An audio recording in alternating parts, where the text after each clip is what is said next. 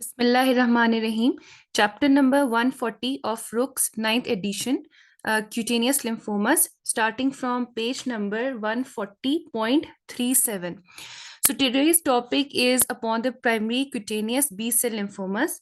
तो सबसे पहले जब अगर हमें बी सेल लिम्फोमास को स्टडी करना है तो हमें बेसिक एक लिम्फ नोड की एनाटॉमी पता होनी चाहिए और उसकी फिजियोलॉजी पता होनी चाहिए। उसके बाद ही हम डिस्कस कर सकेंगे इसकी पैथोफिजियोलॉजी। तो I will just take a white board and then I will just tell you. अच्छा, फॉर एग्जाम्पल ये आपके पास एक पूरा लिम्फ नोड है, ठीक। इसकी जो साइड पे होती है ये होती है मेंटल जोन, ठीक है। लिम्फ नोड दो में डिवाइड होता है, ये एक होती है इसकी डार्क जोन, लाइट जोन, और ये होती है मेंटल जोन। इसमें क्या होता है कि आपके पास जब भी नाइफ बी सेल्स आते हैं, naive means baby B cells आते हैं, वो एंटर कर जाते हैं डार्क जोन में, ठीक है। जब वो यहाँ पे एंटर होते हैं तो यहाँ पे वो मल्टीपल अपनी रैपिडली प्रोलिफरेशन स्टार्ट कर देते हैं, तो हम इनको कहते हैं सेंट्रोब्लास्ट, राइट। अच्छा, फिर जब वो वहां से डिवाइड होके जो मेच्योर बी सेल्स हैं वो लाइट जोन की तरफ आते हैं तो हम उनको कहते हैं सेंट्रोसाइट्स, ठीक। अच्छा, फिर जब ये लाइट जोन से निकल के बाहर की तरफ आते हैं, इधर they are the plasma cells और they are the memory B cells, ठीक। अब ये जो पूरा आपका एक लिम्फ नोड है उसके अंदर ये आपका पूरा जर्मिनल सेंटर है, ठीक। अब क्या होता है कि ये जो आपका एक प्रॉपर लिम्फ नोड है उसके अंदर एक इफरेंट वेसल्स होती हैं और एक इफरेंट वेसल्स होती हैं। अब इसमें क्या होगा कि आपके पास मल्टीपल फॉलिकल्स होंगे, ठीक। ठीक। अब जिस फॉलिकल के अंदर आपको ये जर्मिनल सेंटर मिलता है तो ये आपका पूरा जर्मिनल सेंटर जो हमने अभी डिस्कस किया उसको हम कहेंगे सेकेंडरी फॉलिकल, और जिसके अंदर कोई आपको जर्मिनल सेंटर नहीं मिलता आप उसको कहेंगे प्राइमरी फॉलिकल, ठीक। अच्छा, फिर क्या होता है आपके पास जो हम अपने बी सेल लिम्फोमास को देखते हैं, I just clear up the board. एक बेसिक आपके पास क्लासिफिकेशन है कि आपके पास होते हैं बी सेल लिम्फोमास और आपके पास होते हैं टी सेल लिम्फोमास, ठीक। तो आपके जितने भी टी सेल लिम्फोमास होते हैं वो CD3 पॉजिटिव होते हैं, राइट। और जितने भी आपके बी सेल लिम्फोमास होते हैं वो CD20 पॉजिटिव होते हैं, ठीक है। ये आपने चीज याद रखनी है। After which you can classify B cell lymphomas into the further classification. अब अगर आपके पास CD20 एक चीज पॉजिटिव आ गई है, ठीक, तो आप उसको फर्दर देखेंगे कि वो इधर CD5 पॉजिटिव है या इधर CD5 नेगेटिव है। अगर तो वो CD5 पॉजिटिव होगी दैट मीन्स कि वो है सेकेंडरी बी सेल लिम्फोमास। अगर वो CD5 नेगेटिव है दैट मीन्स कि वो है primary primary B cell lymphomas. अच्छा,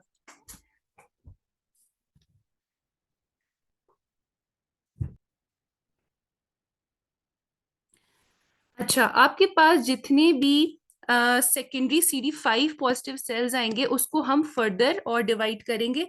अगर तो वो CD23 पॉजिटिव हैं तो यू कैन से ये है स्मॉल लिम्फोसिटिक लिम्फोमस, और अगर वो साइक्लिन D1 पॉजिटिव हैं, राइट, तो आप इसको कहेंगे कि वो है मेंटल सेल लिम्फोमस। फिर हमने प्राइमरी देखा जो कि CD5 नेगेटिव थे। अगर वो CD10 पॉजिटिव आते हैं तो आप इसको कहेंगे कि फॉलिकुलर सेल लिम्फोमास है। अगर तो वो CD43 पॉजिटिव आते हैं तो आप कहेंगे कि वो मार्जिनल जोन लिम्फोमा है, ठीक। तो ये एक बेसिक क्लासिफिकेशन थी। अभी हम इसके बाद रुख से पढ़ते हैं।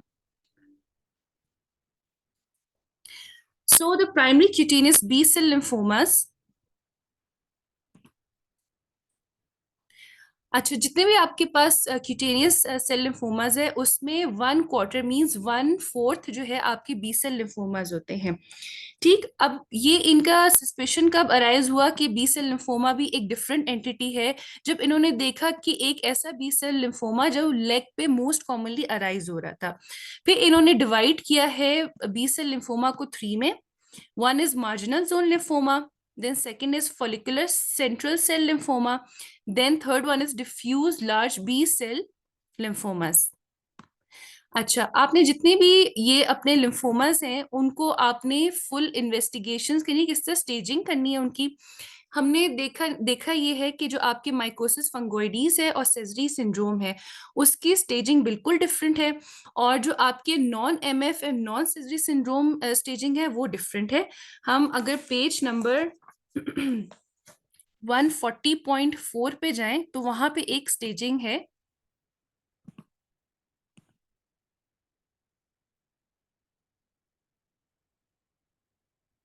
140.4 पेज नंबर निकाल लें।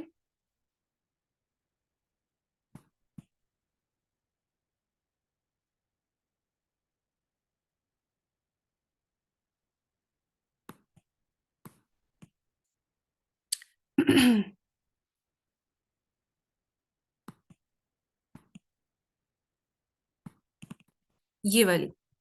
अच्छा, इसमें जो आपकी टीएनएम क्लासिफिकेशन है, अच्छा अगर तो ये T1 है, डेट मीन्स कि आपका सॉलिटरी स्किन इन्वॉल्वमेंट है, ठीक। अगर तो ये T2 है, इसका मतलब ये है कि मल्टीपल लीजन्स हैं, ठीक। और अगर तो ये T3 है, इसका ये मतलब है कि जनरलाइज्ड स्किन इन्वॉल्व है, ठीक। अब उसमें भी ये है कि अगर आप T1A देखते हैं तो उसका लीजन जो है साइज सॉलिटरी तो है, लेकिन साइज उसका लेस देन 5 सेंटीमीटर है। T1B में क्या होगा, साइज उसका मोर देन 5 सेंटीमीटर होगा। फिर T2 जो कि मल्टीपल लीजन्स थे, इसको उन्होंने ए बी एंड सी में डिवाइड किया। ए मीन्स कि अगर लीजन लेस देन 15 सेंटीमीटर है, बी मीन्स कि वो 15 to 30 सेंटीमीटर के दरमियान है, और सी मीन्स कि वो मोर देन 30 सेंटीमीटर है। T3 हमने कहा कि वो जनरलाइज्ड है, तो उसको भी इन्होंने ए एंड बी में डिवाइड किया है। अच्छा, नोडल टीएनएम में इन्वॉल्वमेंट अगर जीरो है, डेट मीन्स से कोई आपका पैथोलॉजिकली या फिर क्लिनिकली हिस्टोपैथ पे और पाल्पेशन पे आपको कोई लिम्फ नोड नहीं मिल रहा। N1 का ये मतलब है कि आपको at least one peripheral lymph node तो मिल रहा है। N2 का मतलब ये है कि एटलीस्ट 2 और मोर पेरिफेरल लिम्फ नोड्स आपको मिल रहे हैं, और N3 में ये होगा कि आपके सेंट्रल लिम्फ नोड्स भी इन्वॉल्व हैं। अच्छा, M0 मीन्स के कोई extra cutaneous lymph node involvement नहीं है, और जो आपका M1 है, दैट मीन्स कि वो मेटास्टेसाइज कर गया और डिजीज बहुत एक्सटेंसिव है, तो इसका ये मतलब है कि वो एक्स्ट्रा क्यूटेनियस फीचर्स भी शो कर रहा है। तो हम ये कहते हैं कि जो आपके प्राइमरी बी सेल लिम्फोमास हैं, तो उसमें आपने non MFM non Sezary syndrome वाली टीएनएम क्लासिफिकेशन करनी है, which was mentioned on page number 140.4। अच्छा।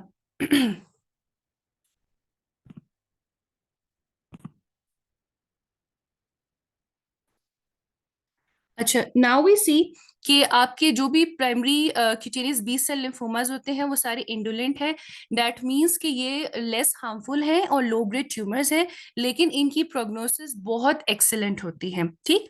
और सेकेंडली हम ये देखते हैं कि इनकी जो भी ट्रीटमेंट है वो यूजली लोकल थेरेपी ही होती है। फिर इसमें हमने 3 सब टाइप्स देखी थी, एक मार्जिनल जोन थी, एक फॉलिकुलर सेंट्रल लिम्फोमा थी, और एक आपके पास diffuse large B cell lymphoma थी, जिसमें से जो फर्स्ट टू है मार्जिनल जोन और फॉलिकुलर सेंटर सेल लिम्फोमास, उनकी जो मैनेजमेंट है वो लेस एग्रेसिव है, ठीक। लेकिन जो आपकी डिफ्यूज लार्ज बी सेल की होगी वो थोड़ी सी मोर एग्रेसिव होती है। तो टेबल नंबर 140.12 में आप ट्रीटमेंट एल्गोरिदम देखेंगे। इसमें एक थोड़ी सी रफ सी बात ये अगर मैं आपको यहाँ पे बताऊं, उसमें ये है कि अगर तो आपकी डिजीज लोकलाइज्ड है तो उसमें आपने सिर्फ रेडियोथेरेपी देनी है। अगर तो आपकी जो डिजीज है वो थोड़ी सी डिफ्यूज है तो उसमें आपने क्लोरम्ब्यूसिल और साथ में आपने रिटोक्सिमैब देनी है, ठीक। और अगर तो आपकी डिजीज जो है वो डिफ्यूज के बाद वो आगे ट्रांसफॉर्म कर गई है into large B cell lymphoma, तो आपने उसमें आर्चॉप थेरेपी देनी है। ये एक ओवरऑल रफ सा कॉन्सेप्ट है कि आपने इस तरह करना है। तो अब आप यहाँ पे देखें, अगर तो आपका डिजीज लोकलाइज्ड है, जो हमने कहा था कि T1 और T2 तक था, जिसका साइज 15 से 30 सेंटीमीटर था, तो डिजीज लोकलाइज्ड है, तो आप क्या कर सकते हैं, आप उसको एक्सरसाइज कर सकते हैं, आप उसको रेडियोथेरेपी दे सकते हैं, ठीक। लेकिन अगर आपकी डिजीज प्रोग्रेस कर गई है मोर देन 30 सेंटीमीटर से लेके और जनरलाइज हो गई है, तो हमने ये कहा कि वो डिफ्यूज है, तो उसमें आप क्लोरम ब्यूसिल दे सकते हैं या रिटोक्सिमैब दे सकते हैं। अगर तो आपकी डिजीज बहुत एडवांस हो गई है और मेटास्टेसाइज कर गई है, तो फिर आपने आर-चॉप थेरेपी देनी है पेशेंट को। देन जो आपके प्राइमरी क्यूटेनियस डिफ्यूज्ड है, तो अगेन हम ये देख रहे हैं कि हम उसमें आर-चॉप थेरेपी दे रहे हैं फॉर 3 to 6 साइकिल्स हैं, प्लस माइनस रेडियोथेरेपी। अच्छा, और ये तब है जब आपके लेग साइड ज्यादा इन्वॉल्व हो रही हो। अदर साइड्स भी इसमें इंक्लूड हो सकती हैं, जिसमें आपको anaplastic pleomorphic cell, histiocytic rich cells और जो इंट्रावस्कुलर इन्वेजन करते हैं, उसमें भी आपको आर-चॉप थेरेपी देनी होती है। अच्छा, just skip this table and then move over here कि जो primary cutaneous B cell lymphoma से सजेस्ट ये किया जाता है कि Lyme disease was caused by this tick, right. और इसका जो कॉजेटिव ऑर्गेनिज्म है most of the primary cutaneous B cell lymphoma में, वो आपका बोरोलिया बर्गडॉर्फेरी है, ठीक। अच्छा, फिर ये कहते हैं कि जो आपके एक्रोडर्मेटाइटिस क्रोनिका एट्रोफिकन्स वाले पेशेंट हैं, वो ज्यादातर सुपर इम्पोज होते हैं और इनमें मल्टीपल प्लाक्स और नोड्यूल्स की फॉर्मेशन होती है। Then move towards the marginal zone lymphoma. अच्छा, जो मार्जिनल जोन लिम्फोमा है, इसका सेकंड नेम है immunocytoma. This is again an indolent cutaneous B cell lymphoma, right, क्योंकि ये भी लो ग्रेड ट्यूमर है एक।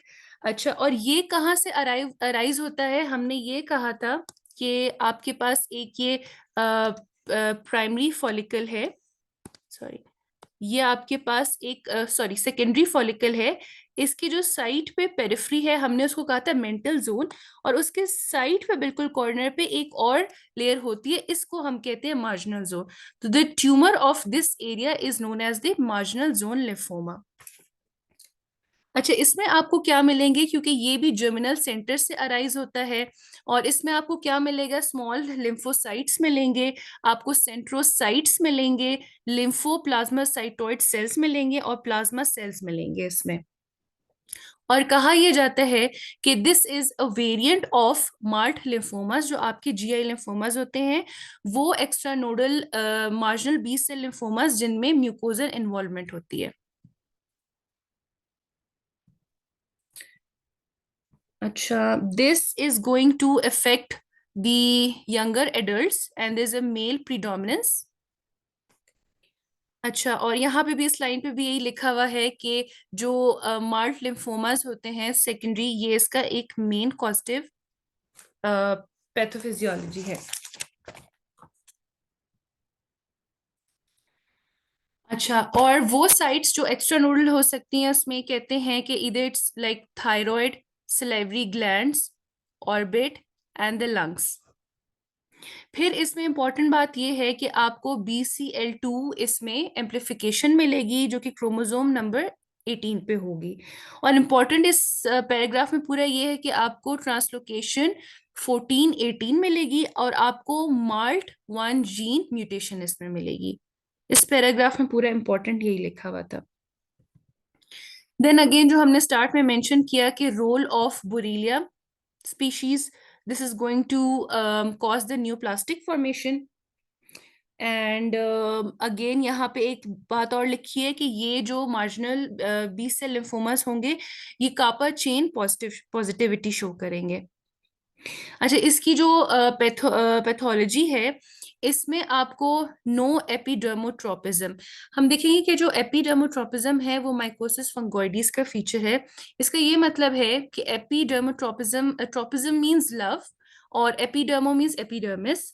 तो इसका ये मतलब है कि जब आपके जितने भी लिम्फोसाइट्स हैं वो माइग्रेट करके एपिडर्मिस में चले जाएं, तो उसको हम कहते हैं एपिडर्मोट्रोपिज्म।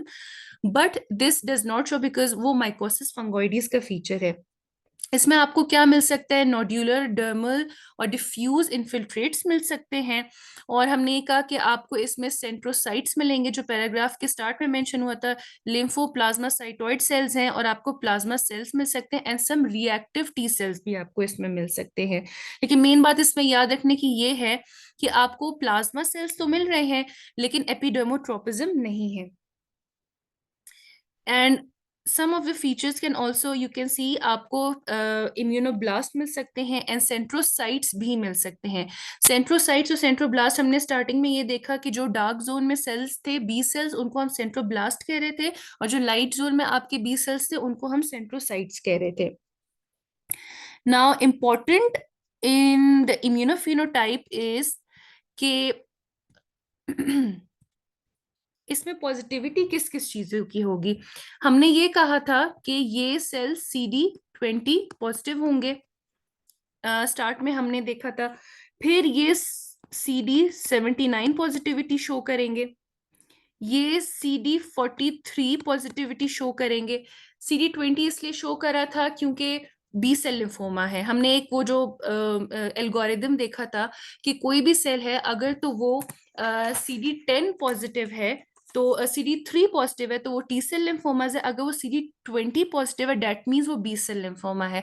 अब बी सेल लिम्फोमा में कौन सा है, हमने देखा था कि मार्जिनल जोन के लिए CD43 स्पेसिफिक था, और जो कापा आपकी लाइट चेन है वो पॉजिटिविटी शो करेगा, और BCL2 ये शो करेगा। और किन चीजों के लिए ये नेगेटिव होगा, ये होगा CD5 नेगेटिव होगा। क्यों? क्योंकि हमने ये देखा था कि जो भी चीजें CD5 पॉजिटिव होंगी तो वो सेकेंडरी लिम्फोमाज होंगे, क्यूटेनियस बी से, और जो CD5 नेगेटिव होंगे तो वो प्राइमरी आपके क्यूटेनियस लिम्फोमाज होंगे। और हमें ये देखा कि मार्जिनल जोन लिम्फोमा जो है वो प्राइमरी लिम्फोमा है, दैट मीन्स कि आपकी स्किन सबसे पहले अफेक्ट होती है उसमें। उसके अलावा ये CD10 नेगेटिव होगा। 10 नेगेटिव इसलिए बिकॉज जो 10 CD10 है वो फॉलिकुलर सेल लिम्फोमा का फीचर है। और उसके अलावा ये CD23 भी नेगेटिव होगा। CD23 वी सॉ वो स्मॉल लिम्फोसिटिक लिम्फोमा में पॉजिटिविटी शो कर रहा था, और इसमें आपका BCL6 भी नेगेटिव होगा। सो इस पूरे जो पैराग्राफ है उसमें यही समरी बताई गई है, यहां तक पूरा। अच्छा, अब इसके देख लेते हैं कि इसके क्लिनिकल फीचर्स क्या है। ये आपको एक एसिम्प्टोमेटिक सा सॉलिटरी और मल्टीपल डर्मल पेप्यूल्स मिल सकते हैं, प्लाक्स हो सकते हैं, नोड्यूल्स हो सकते हैं, किसी भी बॉडी साइड पे हो सकते हैं, लेकिन ट्रंक पे सबसे ज्यादा होंगे। ठीक। और इनका ही कहते हैं कि ये स्पॉन्टेनियस रेजोल्यूशन होंगी, लेकिन ये एसोसिएटेड होते हैं एनेटोडर्मा के साथ। एनेटोडर्मा इज द मैक्यूलर एट्रोफी, जिसमें आपका वो डर्मिस में इलास्टिक टिश्यू लॉस्ट हो जाता है। फिर हमने ये देखा कि जो आपके बी सेल लिम्फोमास हैं, ऑलमोस्ट उनकी एक्सीलेंट प्रोग्नोसिस है, except for the large diffuse B cell lymphoma. इसमें आपने फुल स्टेजिंग करनी है, जो हमने देखी थी TNM क्लासिफिकेशन, और उसके अलावा आपने मल्टीपल माइलोमा को एक्सक्लूड करना है। तो आपने मोनोक्लोनल पैरा प्रोटीनीमिया भी देखना है, प्लाज्मासाइटोमा और स्केलेटल सर्वे भी आपने करना है कि अगर अंडरलाइन कोई माइलोमा है तो उसको एक्सक्लूड किया जाए। ट्रीटमेंट एल्गोरिदम में वही होगा जो हमने एक बेसिक देखा था कि अगर तो आपकी डिजीज बहुत लोकलाइज्ड है तो आपने उसमें लो डोज रेडियोथेरेपी देनी है, और आप उसके अलावा सर्जिकल एक्सीजन भी कर सकते हैं अगर तो आपके आइसोलेटेड स्मॉल लीजन्स हैं। और फिर ये कहते हैं कि इंटरफेरोन अल्फा के एज सच कोई इतने रोल्स नहीं देखे थे। फिर हमने देखा कि one of the causative organism was borrelia, तो आप बुरीलिया की जो है सीरोलॉजी उसमें करा सकते हैं, एंड ट्रीटमेंट में आप उसके लिए एंटीबायोटिक थेरेपी भी दे सकते हैं। और अगर तो आपकी डिजीज प्रोग्रेस कर गई है, थोड़ा डिफ्यूज हो गई है, तो उसमें आप क्लोरम ब्यूसिल भी दे सकते हैं। और लेकिन ये है कि इसमें रिकरेंसेस बहुत कॉमन है। Then second is follicular central cell lymphoma. Again ये एक इंडोलेंट ट्यूमर है, दैट मीन्स कि ये लो ग्रेड ट्यूमर है, और ये कहाँ से डिराइव होता है, from the follicle centre sales.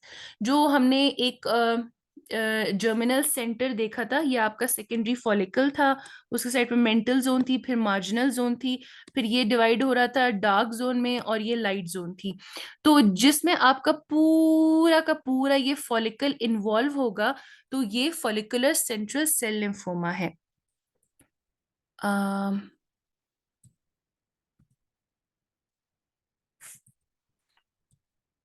अच्छा, इसमें क्या मिलेगा आपको? सेंट्रोसाइट्स मिलेंगे, और आपको साथ में सेंट्रोब्लास्ट भी मिलेंगे।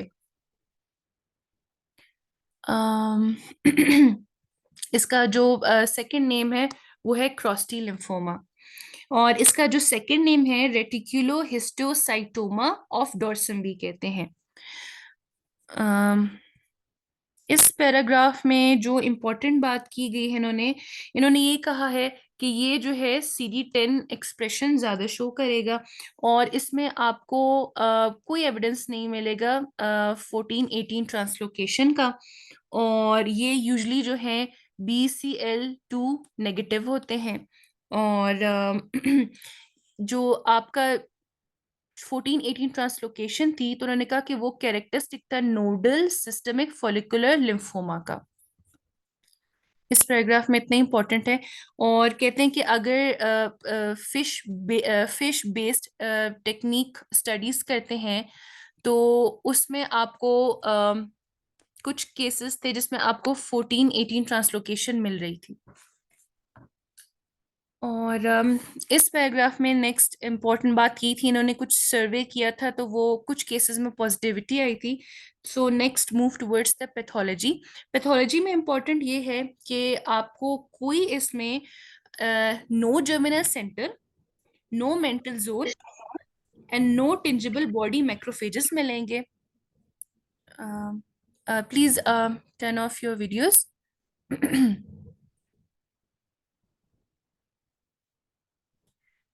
अगेन आपको नो एपिडर्मोट्रोपिज्म मिलेगा, आपको क्लियर ग्रेन जोन मिलेगी पेपिलरी डर्मिस में, और इसमें आपको इस तरह अपीयर होगा, जो आपका पेपिलरी डर्मिस में तो है, लेकिन जो आपको रेटिकुलर डर्मिस है और जो नीचे फैट है, वहां पे आपको bottom heavy nodular diffuse infiltrates मिलेंगे, जिसमें आपको सेंट्रोसाइट्स भी मिलेंगे, सेंट्रोब्लास्ट भी मिलेंगे, और आपको रिएक्टिव टी सेल्स भी मिलेंगे।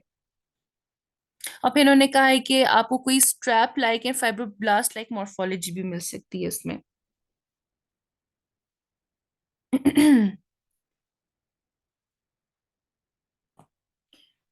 अच्छा, इस पूरे पैराग्राफ में एक बस समरी ये है कि आपको मेच्योर लिम्फोसाइट्स मिलेंगे, सेंट्रोसाइट्स हो गए, और आपको माइटोसिस मिलेगी जो कि यूनिफॉर्म होगी, और कुछ ट्यूमर सेल्स मिलेंगे।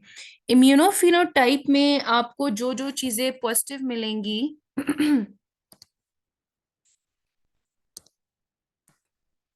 अच्छा, ये होंगे CD20 पॉजिटिव।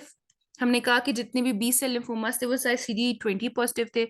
आपको CD21 पॉजिटिविटी मिलेगी, CD10 पॉजिटिविटी मिलेगी, आपको इसमें BCL6 पॉजिटिविटी मिलेगी, आपको इसमें Ki-67, और साथ में MIB1 पॉजिटिविटी मिलेगी।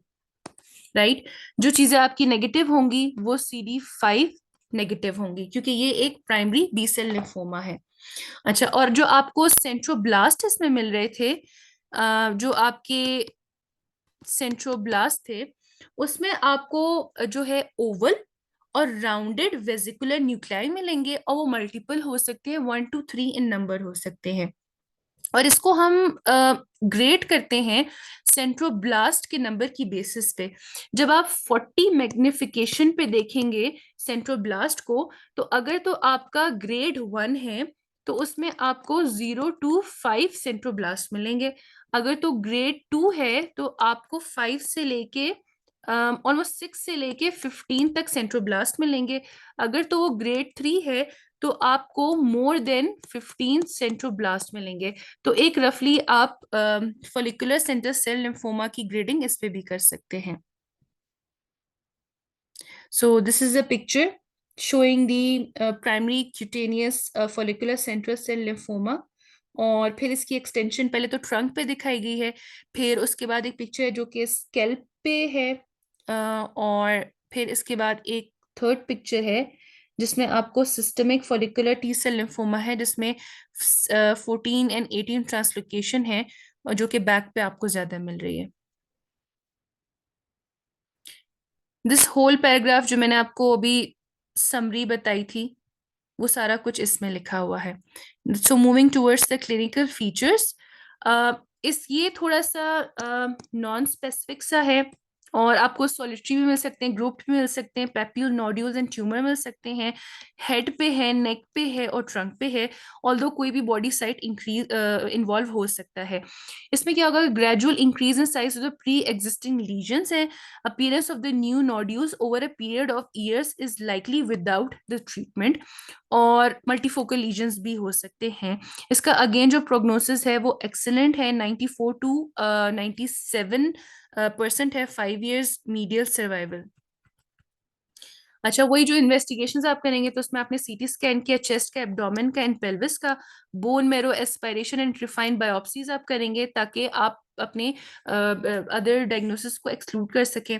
फिर जो हम देखते हैं कि इसमें मैनेजमेंट क्या है, तो अगेन आप हमने देखा कि अगर तो डिजीज बहुत लोकलाइज्ड है तो आप रेडियोथेरेपी देंगे पेशेंट को, अगर तो थोड़ा सा सिस्टमिक इन्वॉल्वमेंट होगी या थोड़ा सा एक्सटेंसिव है तो हमने देखा क्लोरम ब्यूसिल दे रहे थे, और कॉम्बिनेशन विद द कीमोथेरेपी आप कर सकते हैं, और अगर तो वही सॉलिटरी हैं तो आप ज़ाहिर एक्सरसाइज भी कर लेंगे। और उसके अलावा इसके जो रिकरेंसेस हैं वो ऑलमोस्ट 30% ऑफ द केसेस में देखे गए हैं।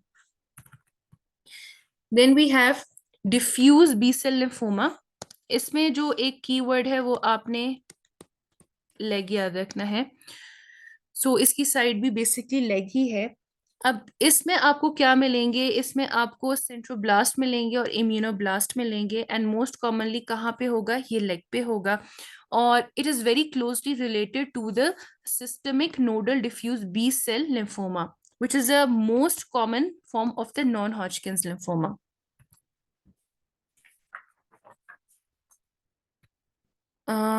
So this is going to affect the elderly females, right?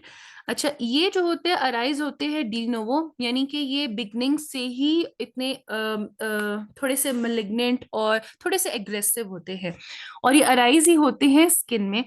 और लेकिन ये भी पॉसिबिलिटी है कि आपका जो फॉलिकुलर बी सेल लिम्फोमा था, फॉलिकुलर बी सेल लिम्फोमा था, वो ट्रांसफॉर्म हो गया हो लार्ज बी सेल लिम्फोमा में, या हो सकता है कि मार्जिनल जोन लिम्फोमा है वो आपका ट्रांसफॉर्म हो गया हो इसमें। अच्छा, when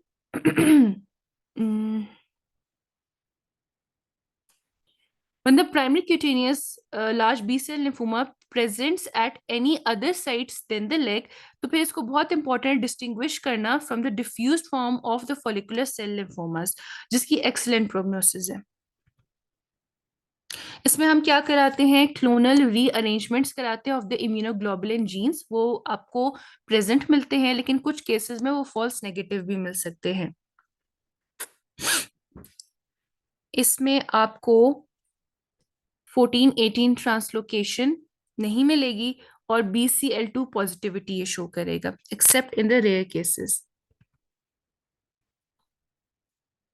and some cases over here this say कि BCL2 ओवर एक्सप्रेशन भी होती है। इस पैराग्राफ में एक चीज ये इंपॉर्टेंट है कि इसमें आपको माल्ट जीन एम्प्लीफिकेशन भी मिलेगी।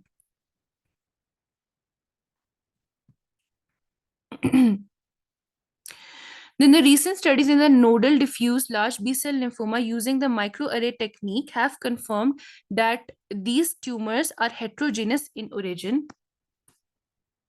Right? अच्छा, इसमें ये है कि जो आपका लार्ज बी सेल लिम्फोमा है वो उसका ओरिजिन है from the activated B cells, लेकिन जो आपके फॉलिकुलर सेल लिम्फोमास हैं उनका ओरिजिन होता है germinal centre of the B cells. Pathophysiology में हम देखेंगे तो हमें नो एपिडर्मोट्रोपिज्म इसमें मिलेगा, कोई नहीं मिलेगा, और सेंट्रोब्लास्ट या इम्यूनोब्लास्ट आपको मिलेंगे जो कि एक्सटेंड कर जाएंगे सबक्यूटिस तक। Germinal centres are not apparent and mitosis is prominent, और जो आप जो सेल्स हैं वो राउंडेड सेल्स होंगे इन द मोर्फोलॉजी, और अगर तो सेल्स थोड़े राउंडेड हैं तो दे से कि उसके एडवर्स प्रोग्नोस्टिक फीचर्स हैं। और अगर आपकी प्रीडोमिनेंट इन्वॉल्वमेंट हो गई सेंट्रोसाइट्स की, मल्टी लोब्यूलेटेड सेल्स हैं, तो ये सिर्फ एक्सेप्शन है कि इसकी थोड़ी सी गुड प्रोग्नोसिस है, वो शो करेगा आपका फॉलिकुलर सेल लिम्फोमा को। इसमें जो चीजें पॉजिटिव हैं, that is the CD9 positive है, CD20 पॉजिटिव है, CD22 पॉजिटिव है, CD79A पॉजिटिविटी शो करेगा। उसके अलावा ये BCL2 पॉजिटिविटी शो करेगा और ये BCL6B पॉजिटिविटी शो करेगा। जस्ट टू नोटिस कि अगर आपके पास BCL6 पॉजिटिव आता है तो वो फॉलिकुलर सेल लिम्फोमा को शो करेगा। अगर तो वो BCL2 पॉजिटिविटी शो करेगा तो वो मार्जिनल जोन लिम्फोमा को शो करेगा। लेकिन अगर वो दोनों को पॉजिटिविटी शो करे, 2 and 6 बोथ को, तो इसका मतलब ये है कि this belongs to the diffuse large B cell lymphoma. And इसमें बस इंपॉर्टेंट एक ये है कि FOXP1 भी एक्सप्रेस हो जाता है। इसकी जो क्लिनिकल फीचर्स हैं, ये ज्यादातर जो है लोअर लिम्स को अफेक्ट करेगा। अगेन आपको वहां पे लार्ज डर्मल नोड्यूल्स और ट्यूमर्स मिलेंगे लाइक दिस लेग्स पे, and they will be rapidly enlarging. इसका जो डिजीज कोर्स एंड प्रोग्नोसिस है, अम, इसकी प्रोग्नोसिस थोड़ी पुअर है। और अगर आप इसका 5 ईयर मीडियन सर्वाइवल रेट देखें तो ये 41 to 58% तक इसका बिलोंग करता है। इसमें ऑलमोस्ट ये इंपॉर्टेंट है। इन्वेस्टिगेशंस अगर हम देखें तो हमने वही फुल स्टेजिंग इन्वेस्टिगेशंस करनी है, पेट स्कैन है, CT स्कैन है, बोन मैरो ट्रिफाइन बायोप्सीज हैं। तो आपने क्योंकि सिस्टमिक इन्वॉल्वमेंट को एक्सक्लूड करना है। तो फिर इसके बाद अगर आपका एल्डरली पेशेंट है मैनेजमेंट में, तो आप अगर लोकलाइज्ड है थोड़ा सा तो आप रेडियोथेरेपी दे सकते हैं पेशेंट को अलोंग विद द कीमोथेरेपी। और थोड़ा सा अगर आपका डिजीज एक्सटेंडेड है तो आप रिटोक्सिमैब की तरफ जा सकते हैं। बट जो इसमें चॉप आर थेरेपी है, तो वो ये कहते हैं कि ये स्टैंडर्ड थेरेपी है। चॉप आर में जो आपका साइक्लोफॉस्फेमाइड है, डॉक्सिडोबेसिन है, विनक्रिस्टीन है, प्रेडनिसोलोन एंड रिटोक्सिमैब है, तो ये एक इसकी इफेक्टिव ट्रीटमेंट है। और इसके अलावा ये कहते हैं कि आपके इंट्रालीजनल रिटोक्सिमैब भी इसमें this has been shown to be effective in cases जो कि पेशेंट्स जो आर-चॉप थेरेपी नहीं ले सकते और जो रेडियोथेरेपी नहीं ले सकते। We are done with the primary cutaneous B-cell lymphomas. Now we have secondary cutaneous B-cell lymphomas. इसमें दो टाइप्स हैं, एक तो intravascular large B cell lymphoma और सेकंड है लिम्फोमेटॉइड ग्रेनुलोमाटोसिस। अच्छा, अब ये सेकेंडरी है तो इसमें आपको एक्स्ट्रा नोडल इन्वॉल्वमेंट मिलेगी, ठीक है। और इसमें आपको accumulation of the large B cells within the small blood vessels. और जो आपकी एक्स्ट्रा नोडल साइट्स हैं वो क्या क्या हो सकती हैं, वो CNS है, लंग है और स्किन हो सकती हैं। इसका जो सिनोनिम है एंजियोट्रोफिक लिम्फोमा है एंड मलिग्नेंट एंडोथेलियोमाटोसिस है। अच्छा, अब ये सेल्स थोड़े लार्ज होते होते हैं और ये स्ट्राइकिंग एटीपिया शो करते हैं। और ये जो है इंटायरली जो आपका ब्लड वेसल है, डायलेटेड ब्लड वेसल, उसके डर्मिस एंड सबक्यूटिस में प्रेजेंट होता है। और ये इतना होगा कि ये ओक्लूड कर देगा आपकी ब्लड वेसल को। इसकी वजह से आपको कुछ टेलेंजेक्टेटिक लीजन्स भी मिल सकते हैं। और इसका disease course and prognosis poor है। और उसके अलावा जो आप ये देखते हैं कि अगर इसका आप 3 ईयर सर्वाइवल रेट देखें तो 56% है, अगर तो सिर्फ स्किन इन्वॉल्व है। अगर तो आपका बियॉन्ड द स्किन इन्वॉल्वमेंट हो रही है तो फिर 22% है। I am sorry, I missed a paragraph. ये इधर वो है। अच्छा, वेसल्स जो है आपकी, जब हमने देखा कि वो सबक्यूटेस तक इन्वॉल्व हो रही हैं, तो वो जो ट्यूमर सेल्स हैं वो वेसल को ऑक्लूड करेंगे और फिब्रिन थ्रोम्बाई बनाएंगे। अच्छा, इसके लिए भी जब आप इम्यूनोफिनोटाइप करते हैं, तो जो भी हमने चीजें देखी थी, जो बी सेल के लिए पॉजिटिविटी शो करी थी कि इधर वो CD20 पॉजिटिव है, CD5 पॉजिटिव है, CD5 नेगेटिव है, तो वो सारी चीजें ये शो करेगा। और इसमें आपको क्लोनल इम्यूनोग्लोबुलिन जीन रीअरेंजमेंट भी मिलेगा। और अगर तो ये आपका अराइज होता है फ्रॉम द टी सेल, तो फिर आपको क्लोनल TCR जीन रीअरेंजमेंट भी मिल सकती है, but it is less likely. अच्छा, इसके जो फीचर्स थे कि ये इसमें आपको diffuse tender hard infiltrated plaques मिलेंगे, थाइस पे मिलेंगे। अब ये है कि इसमें थोड़ा सा आप देखें, आपको थिकनिंग ऑफ द स्किन मिलेगी कुछ इस तरह के, आपको लगेगा कि शायद ये कनेक्टिव टिश्यू डिसऑर्डर या पेनिकुलाइटिस का पेशेंट है। इसमें आपको इनर थाई पे वुडी हार्ड स्किन मिलेगी एज अ कॉन्सिक्वेंस ऑफ, जो हमने यहाँ पे देखा कि जो आपकी वेसल्स थी वो ऑक्लूड हो गई थी। एंड देन फिर हमने डिस्कस कर लिया कि पुअर प्रोग्नोसिस है और इसका सर्वाइवल रेट बहुत कम है। और इसमें आपको जो ट्रीटमेंट है वो आप पार्शली रिस्पॉन्स देता है combination of the chemotherapy, and usually this condition is fatal. Then in next secondary cutaneous B cell lymphomas, we have lymphomatoid granulomatosis. ये है angiocentric and angiodestructive extra nodal Epstein Barr virus positivity show करता है ये वाला B cell lymphomas. और इसकी जो extra nodal involvement है वो इन्वॉल्व करेगा लंग्स को, स्किन को एंड CNS को। जो आपका एंजियोसेंट्रिक है उसका ये मतलब है कि आपके एटिपिकल लिम्फोसाइट्स हैं वो ब्लड वेसल को सराउंड कर रहे हैं, और जो आपकी ब्लड वेसल है वो इन्फिल्ट्रेट हो गई है लिम्फोसाइट्स के साथ। पैथोफिजियोलॉजी इसमें इंपॉर्टेंट है, एप्स्टिन बार वायरस पॉजिटिविटी शो करेगा, और ये उन पेशेंट्स में होगा जो इम्यूनो डेफिशिएंट हो गए, या फिर जो वो पेशेंट्स जो ट्रांसप्लांट जिनमें हो गया हो, और वो ऐसे पेशेंट्स जो लॉन्ग टर्म से रूमेटॉइड आर्थराइटिस के लिए मीथोट्रेक्सेट ले रहे हों, तो उन पेशेंट्स में लिम्फोमेटॉइड ग्रेनुलोमाटोसिस होने के चांसेस बहुत ज्यादा है। और इस लाइन में ये भी कहते हैं कि this lymphoma should be distinguished from the extra nodal natural killer T cell lymphomas of the nasal type, which is also Epstein-Barr virus positive, which is also characterized by the angiodestructive histology. तो जो आपका extra nodal natural killer T cell lymphoma है nasal type का, वो भी almost similar histochemistry show करता है। Pathology में अगर हम देखें तो this tumour is angiocentric, angio invasive, angio destructive, और जितने भी आपके एटिपिकल लिम्फोसाइट्स हैं, रिएक्टिव टी सेल्स हैं, वो सारे आपके ब्लड वेसल्स को इन्वेट करेंगे। So again we are seeing over here कि ये एंजियोसेंट्रिसिटी शो करेगा और एंजियो डिस्ट्रक्टिव है, और उसके अलावा आपको इम्यूनोब्लास्ट लाइक ट्यूमर सेल्स भी मिल सकते हैं, और कुछ प्रोमिनेंट रिएक्टिव टी सेल्स भी मिल सकते हैं इसमें। और अगर तो यही ट्यूमर ट्रांसफॉर्म हो जाए लार्ज बी सेल लिम्फोमास में, तो फिर इसकी प्रोग्नोसिस बहुत वर्स्ट होती है। इम्यूनोफिनोटिपिक में जो चीज इंपॉर्टेंट है, एक तो ये है कि Epstein Barr virus positivity show करेगा, तो एक और दूसरी चीज ये कि ये बी सेल लिम्फोमास है, तो वी नो के B cell lymphomas are positive for the CD20 and CD79A। CD30 में भी express, but the cells are CD15 negative, and other than that आपको CD3 positive and CD4 positivity इसमें मिल सकती है।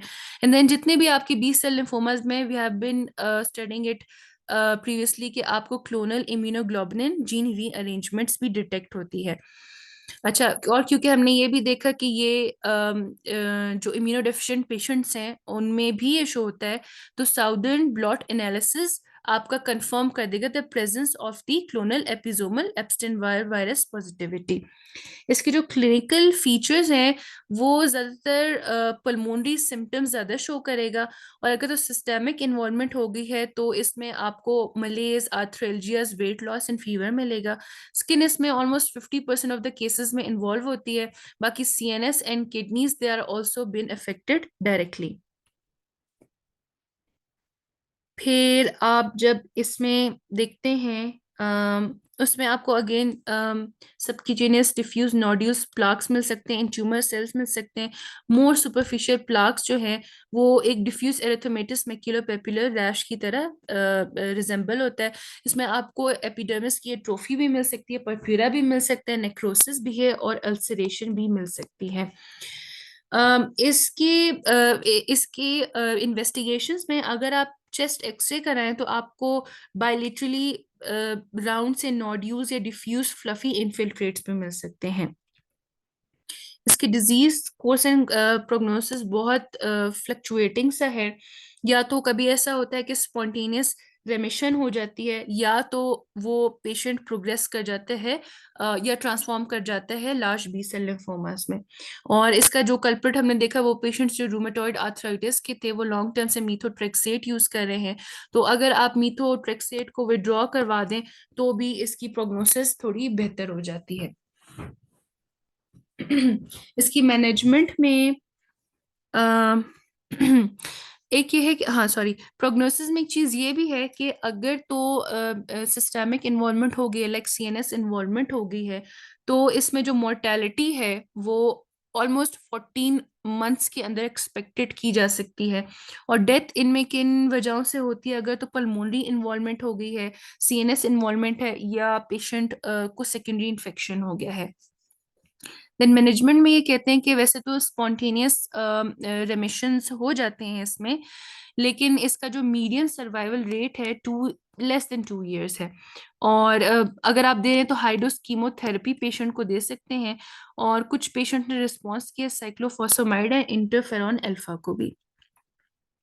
Then we have cutaneous secondary T cell lymphomas, जिसमें आपके पास आता है angio immunoblastic T cell lymphomas. ये जो है नोडल टी सेल लिम्फोमा की टाइप है जो कि डिराइव हुआ है फॉलिकुलर हेल्पर टी सेल से। और इसका जो एसोसिएशन है with the complex of dysregulation of the B cells है। मतलब कि जब आपके बी सेल्स डिसरेगुलेट हो जाते हैं and when the T cells they interact with each other, so this nodal type of T cell lymphoma is known as the angioimmunoblastic T cell lymphomas। इसमें जो आपको क्योंकि सेकेंडरी है तो we are seeing the extra nodal involvement, तो उसकी site सबसे ज्यादा स्किन है। इसकी अगर पैथोफिजियोलॉजी देखें तो आपको clonal rearrangement of the TCR gene positivity मिलेगी, क्योंकि ये it's a type of the T cell lymphomas. और आपको इसमें एडिशनली मोनोक्लोनल और ओलिगोक्लोनल आईजीएच रीअरेंजमेंट मिल सकती है। आपको एप्स्टेन बार वायरस पॉजिटिविटी इस पेशेंट में मिल सकती हैं। और इसमें आपको CXCL13 and ICOS PD1 expression भी मिल सकता है। In pathophysiology you will important चीज इसमें ये है कि आपको एक तो एप्स्टीन बार वायरस पॉजिटिविटी मिल रही थी and it's a type of T cell lymphoma, तो आपको CD10 पॉजिटिविटी मिल रही है। बाकी उसके अलावा आपको प्रोमिनेंट वस्कुलर प्रोलिफरेशन मिल सकती है, एक्सपेंडेड फॉलिकुलर डेंड्राइटिक सेल्स मिल सकते हैं। और उसके अलावा थोड़ा सा नॉन स्पेसिफिक सा देख लें तो आपको पेरीवस्कुलर लिम्फोसिटिक इन्फिल्ट्रेट मिलेगा, मिनिमल एटिपिया मिल जाएगा, और कैपिलरी हाइपरप्लेजिया मिल सकता है अगर तो आप बायोप्सी परफॉर्म करते हैं। And again one more important thing कि इसमें आपको कोई एपिडर्मोट्रोपिज्म नहीं मिलेगा। और सम फीचर्स के अगर ग्रेनुलोमास हैं तो नेक्रोटाइजिंग ग्रेनुलोमास मिल सकते हैं, जिसमें आपको हिस्टियोसाइट्स और इओसिनोफिल्स भी मिल सकते हैं। Talking about the clinical features, इसमें आपको सिस्टेमिक इन्वॉल्वमेंट मिल सकती है, पेरिफेरल या फिर सिस्टेमिक लिम्फेडिनोपैथी मिल सकती है, साथ में बी सिम्टम्स है जो कि आपका वेट लॉस है, नाइट स्वेट्स है और फीवर है। आपको स्प्लिनोमेगली मिल सकती है in the 50% of the cases में। और बाकी सिस्टेमिक इन्वॉल्वमेंट्स में आपको कुछ न्यूरोलॉजिकल एबनॉर्मेलिटीज हैं, आर्थराइटिस है, हाइपरगेमा ग्लोबिनीमिया है, हिमोलिटिक एनीमिया है एंड थ्रोम्बोसाइटोपेनिक परप्यूरस मिल सकते हैं। फिर 45% ऑफ द पेशेंट्स हैं उनमें क्यूटेनियस एक्स्ट्रा नोडल इन्वॉल्वमेंट होती है। और patient can present in erythroderma haemorrhagic और अर्टिकेरियल इरप्शंस भी मिल सकती हैं। और इसकी जो लीजन्स है कुछ इस तरह मिमिक करते हैं कि as if it is caused by infection और द ड्रग इरप्शंस। इसकी मैनेजमेंट में जो इम्पोर्टेंट है कि this disease can be indolent, मतलब लो ग्रेड तो है लेकिन ये ट्रांसफॉर्म कर सकती है into the more aggressive form. तो अगर तो ये ट्रांसफॉर्म करेगी तो it will show a poor prognosis. लेकिन इसमें आपको जो ट्रीटमेंट रेजिमेन जो ये प्रिस्क्राइब करें वो है कि आपने कीमोथेरेपी यूज करनी है, कुछ इम्यूनो मॉड्यूलेटिव थेरेपी जैसे कि आप cyclosporin, steroids, thalidomide and bevacizumab भी आप इसमें यूज कर सकते हैं। Then we have other disorders. इसमें आपके पास सबसे पहला है blastic plasmacytoid dendritic cell neoplasm, और इसके नाम में ही लिखा हुआ है कि ये CD4 positive and CD56 positive sales हैं। अच्छा, ये एक थोड़ा सा रेयर है और इन्होंने which is now thought to be derive from the plasmacytoid dendritic cells and show a predilection for the extranodal sites, most likely to be the skin। और प्रीवियसली कह रहे थे कि this tumour was thought to be derive from the natural killer cells because of the CD56 expression. इस पूरे paragraph में जो चीज़ important है कि ये एक तो एल्डरली मेल पेशेंट्स को इफेक्ट करेगा, और इसमें आपने CD4 एंड CD56 पॉजिटिविटी याद रखनी है। फिर कहते हैं कि एप्स्टन बार वायरस ने कोई इतना शो नहीं किया डिटेक्शन, और क्योंकि डिजीज स्पेसिफिक नहीं है ये। और जो चीज़ इसमें पॉजिटिव है अगेन यहाँ पे वही मेंशन किया हुआ है, CD4 एंड CD56 पॉजिटिविटी है and over expression of the FLT3। और एक चीज और यहाँ पे कह रहे हैं कि जो ये वाला ट्यूमर है this may be closely related to myelodysplasia as well as other myeloid malignancies। क्योंकि जो आपकी माइलॉइड malignancies में है उनमें आपको CD56 पॉजिटिविटी मिलती है। इसकी जो पैथोफिजियोलॉजी है इसमें आपको मीडियम साइज ट्यूमर्स मिलेंगे रिजेम्बलिंग लिम्फोब्लास्ट है, फाइन क्रोमेटिन, और डर्मिस में मिलेंगे, क्लियर ग्रेन जोन है इसमें वेल डिफाइंड, और जो आपकी ट्यूमर सेल्स हैं वो रोजीट पैटर्न शो करेंगे। रोजीट पैटर्न मींस के जो हमने देखा कि पेलिसेड जिसे कहते हैं ना, कि आपकी अगर कोई चीज पेलिसेडिंग है तो वो एक लीनियर फॉर्म में है, और रोजीट पैटर्न मीन लाइक अ रोज, जैसे कि एक व्हील टाइप है, और आपके जो ट्यूमर सेल्स हैं वो इस तरह अरेंज हुए हैं। उसके अलावा आपको इसमें नेक्रोसिस मिल सकती है, और लेकिन सॉरी नेक्रोसिस नहीं, and angiocentricity is usually absent in this. Again यहाँ पे वही बात बार बार रिपीट हो रही है कि ये CD56 पॉजिटिविटी शो करेंगे, CD4 पॉजिटिविटी शो करेंगे as evident from the heading, लेकिन साथ में CD45 एंड 43 भी शो कर सकते हैं, लेकिन these do not express CD surface CD3। So this paragraph is very busy and confusing. आपने जो चीज बस याद रखनी है कि CD4 and CD56 positivity show करेगा, और यहाँ पे लास्ट लाइन में CD123 and TCL1A positivity show करेगा। ट्यूमर सेल्स में ऑल्सो एक्सप्रेस CXCL12। आपने बस ऑलमोस्ट चार चीजें इस पैराग्राफ में याद रखनी है। यहाँ पे जो पिक्चर्स दी हुई है हिस्टोपैथोलॉजी की, सबसे पहले ये जो आपकी पिक्चर है इसमें आपको CD56 पॉजिटिविटी इम्यूनोफिनोटाइपिक भी मिलेगी। फिर उसके बाद ही कहते हैं कि ये एक रोजीट पैटर्न में आपको ब्लड वेसल्स मिलेंगी, और उसके अलावा ये आपको लार्ज मोनोन्यूक्लियर सेल्स मिल रहे हैं। इसके जो क्लिनिकल फीचर्स हैं it usually presents with the multiple dusky mauve dermal tumours, यानी कि पर्पल कलर के आपको मल्टीपल डर्मल ट्यूमर्स मिलेंगे जो कि अल्सरेटेड भी हो सकते हैं।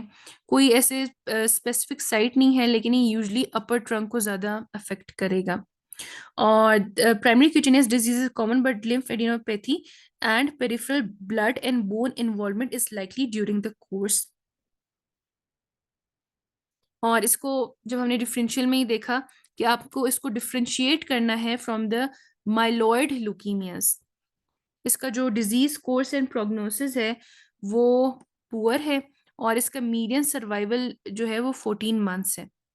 और वो पेशेंट्स जो लेस देन 40 ईयर्स ओल्ड होते हैं वो may be better prognosis show करेंगे, और वो पेशेंट्स जिसमें हाई टीडीटी एक्सप्रेशन है वो भी बेटर प्रोग्नोसिस शो कर सकते हैं। इसकी मैनेजमेंट में है कि आपने combination of the chemo and radiotherapy देना है। The next we have post transplant lymphoproliferative disorder. अच्छा, ये लिम्फोमास जो है occurring in the solid organ transplant recipient, वो पेशेंट्स जिन्होंने ऑर्गन ट्रांसप्लांटेशन अपनी करवा ली है और उसके बाद वो इम्यूनोसप्रेसिव थेरेपी पे है, तो उनमें ये ज़्यादा प्रेजेंट करेगा। एंड मोस्ट लाइकली जो आपके रीनल ट्रांसप्लांट वाले पेशेंट्स होते हैं उनमें आपको पोस्ट ट्रांसप्लांट लिम्फोप्रोलिफरेटिव डिसऑर्डर मिलता है। और इसमें फिर इम्पोर्टेंट चीज़ ये है कि एप्स्टाइन बार वायरस इन्फेक्शन आपको मिल सकता है। फिर कहते हैं कि इसके जो है 3 डिस्टिंक्ट सब टाइप्स हैं, जिसमें नंबर 1 है प्लाज्मासिटिक हाइपरप्लेजिया। ये होता है very soon and early after the transplantation. इसमें आपको पोलीक्लोनल प्रोलिफरेशन मिलेगी and multiple copies of the Epstein Barr virus मिलेंगे। Second one is polymorphic lymphoproliferative disorder. ये होता है several years after the transplantation, और इसमें आपको monoclonal Epstein Barr virus proliferation मिलेगी और आपको सिंगल कॉपी मिलेगी। मलिग्नेंट वाले में भी आपको मोनोक्लोनल एप्स्टाइन बार वायरस मिलेगा और सिंगल कॉपी मिलेगी एप्स्टाइन बार वायरस की, लेकिन इसके साथ सेकेंडरी जीनोमिक एबनॉर्मेलिटी भी मिलेगी और ये डिजीज और भी वाइड स्प्रेड होगी। एक और एसोसिएशन इस पैराग्राफ में लिखी है कि ह्यूमन हर्पीज वायरस 8 के साथ भी इसकी एसोसिएशन है। एक चीज यहाँ पे मैं बताना भूल गई कि जो आपका पोस्ट ट्रांसप्लांट लिम्फोप्रोलिफरेटिव डिसऑर्डर है वो इधर सेकेंडरी टू टी सेल भी हो सकता है और बी सेल भी हो सकता है। अगर तो वो secondary to the B cell है तो फिर वो अपना एसोसिएशन शो करेगा ह्यूमन herpes वायरस 8 के साथ, लेकिन no viral association has been shown अगर तो वो cutaneous T cell post transplant lymphoproliferative disorder के साथ एसोसिएटेड है। आपको ये HIV पेशेंट्स में भी पॉजिटिव मिल सकता है, और वो पेशेंट्स जिन्होंने हाई डोज कीमोथेरेपी ली है उनमें भी आपको पोस्ट ट्रांसप्लांट लिम्फोप्रोलिफरेटिव डिसऑर्डर मिल सकते हैं। पैथोलॉजी थोड़ी सी नॉन स्पेसिफिक सी है। आपको डिफ्यूज डर्मल इन्फिल्ट्रेट्स मिलेंगे जो कि एक्सटेंड करेंगे सबक्यूटिस तक, और सेंट्रोब्लास्ट है इसमें, और कुछ लिम्फोसाइट्स हैं, और नेक्रोसिस इसमें आपको मिलेगी। कुछ क्लिनिकल फीचर्स में ये सॉलिटरी हो सकते हैं, ये मल्टीपल हैं, प्लाक्स होंगे, नोड्यूल्स हो सकते हैं, ट्यूमर्स हो सकते हैं, विद और विदाउट अल्सरेशन हो सकते हैं। इसकी इसमें आपको स्पॉन्टेनियस रेजोल्यूशन मिलेगी, और अगर तो क्यूटेनियस टी सेल के साथ एसोसिएटेड है पोस्ट ट्रांसप्लांट लिम्फोप्रोलिफरेटिव डिसऑर्डर, तो उसमें आपको पेशेंट एरिथ्रोडर्मा में भी मिल सकता है।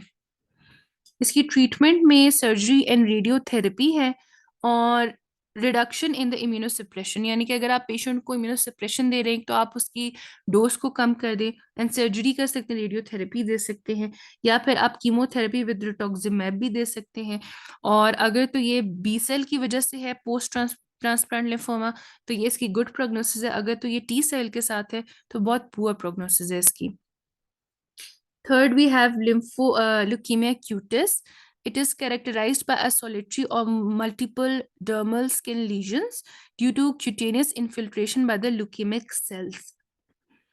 अच्छा, इसमें आपने पेशेंट को डिटेल एग्जामिनेशन करनी है of the blood and the bone marrow.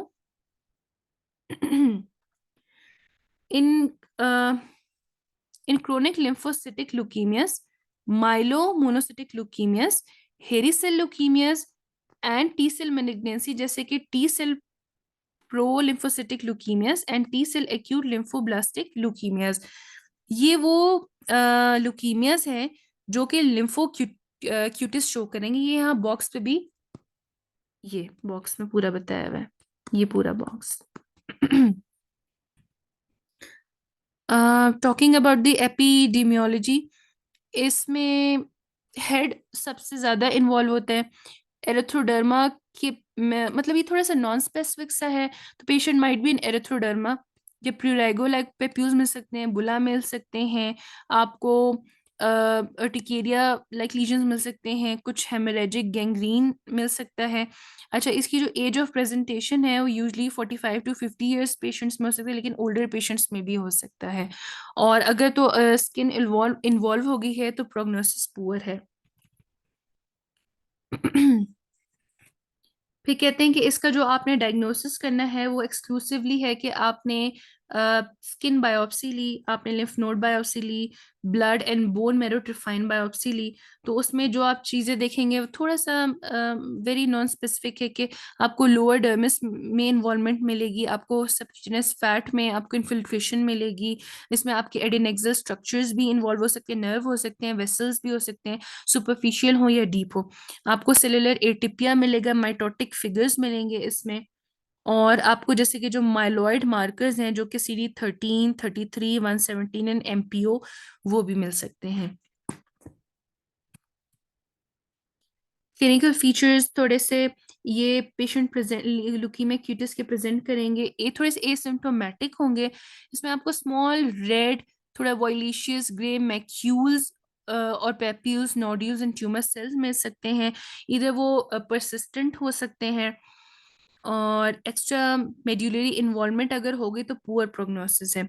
इसमें गम की इन्वॉल्वमेंट है 50% ऑफ द पेशेंट्स में।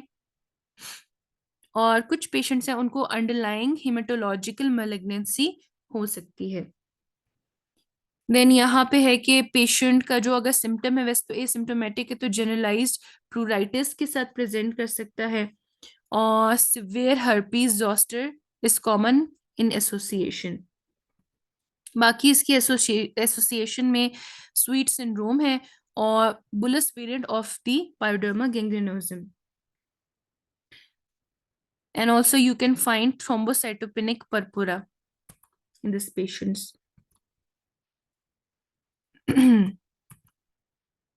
डिफरेंशियल डायग्नोसिस में आपने स्वीट सिंड्रोम रखा, आपने सर्कोइडोसिस रखा, पेनिकुलाइटिस रखा, और जो अदर ग्रेनुलोमास है वो रखा।